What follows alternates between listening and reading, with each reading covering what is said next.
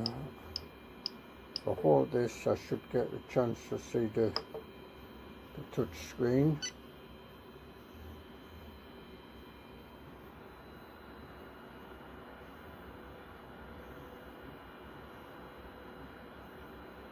I don't particularly like it. Well, the thing I don't like about the touch screen is if you want to adjust, say, the nozzle coming down, you keep on having to like jab the